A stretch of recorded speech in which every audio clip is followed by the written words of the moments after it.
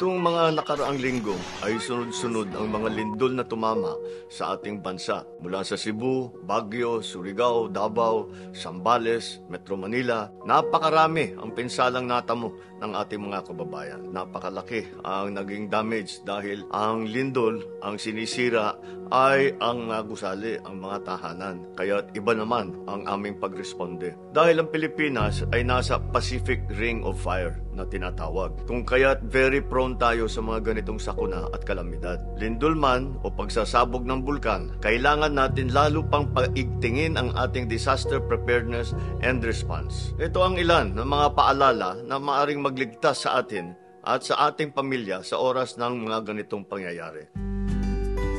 Unang-una, magplano. Magkaroon ng plano at alam ng bawat miyembro ng pamilya kung ano yung plano na yun. Pati na yung mga kasambahay. Saan ang evacuation area? Saan tayo tatakbo? Saan ang meeting place kapag lumindol? Saan pa pupunta? Saan tayo magkikita-kita? Para pati yung nasa labas ng bahay, pagka linindol, alam nila kung saan tatakbo, makita ang kanilang pamilya. Siguruhin na isa itong safe na lugar. Turuan ng mga bata kung ano ang dapat gawin nila kapag may lindol.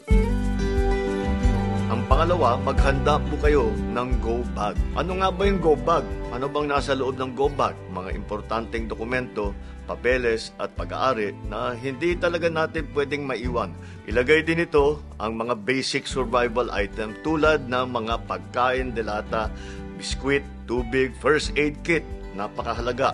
Mga gamot, iyan pa, emergency hygiene kit, flashlight po, pito, lighter at iba pa. Maaari rin ito lagyan ng rugged phone o kaya mga radyo. At mas mainam kung makakapaglagay din ng emergency cash sa inyong go bag. Pag kailangan tatakbo, nakahanda na yan, hindi na kayo maghahanap at mangungulekta ng inyong mga gamit. Nandyan na lahat ang mga importante, basta't kukunin na lang ninyo sabay alis para hindi nang kayo ma-delay doon sa loob ng isang building o sa loob ng inyong bahay. Ngayon, nakikita natin, mga LGU natin, ay may mga kanyang-kanyang proyekto para magbuo ng go bag. Sundan nyo po yun. Nandun po lahat ang pangangailangan natin sa emergency.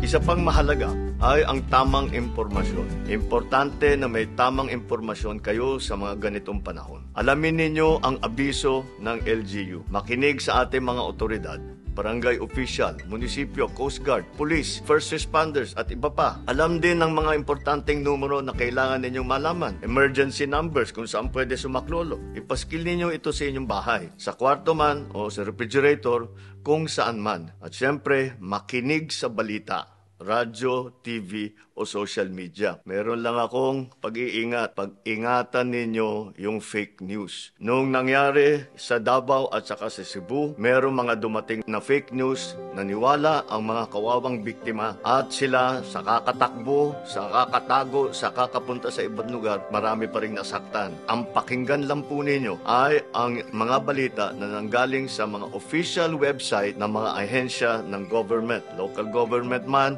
o sa national government, sa police, sa billbox, sa Pag-asa. Doon po kayo makinig. Huwag po kayo makinig sa hindi nyo nalalaman kung saan galing na balita o na impormasyon. Sa amin naman sa pamahalaan, patuloy din ang maagap na paghahanda. Sa DSWD at kahit mga local government unit, ating mga food pack, mga go bag, ready na po yan. Nakadeploy na sa ating mga warehouse. Ang communication at information drive ng ahensya ng pamahalaan ay pinaigting na rin para may mas kaalaman ang ating mga kababayan. Ang mga pulisiya natin sa pagpapatayo ng mga gusali ay kailangan sundin at isagawan ng mga buong katapatan. Bahay man yan, tulay, building o kahit anong infrastruktura, kailangan sumunod. May mga nakatakda tayong safety standard mula sa pagsusuri ng lupa hanggang integridad ng mga itatayong struktura.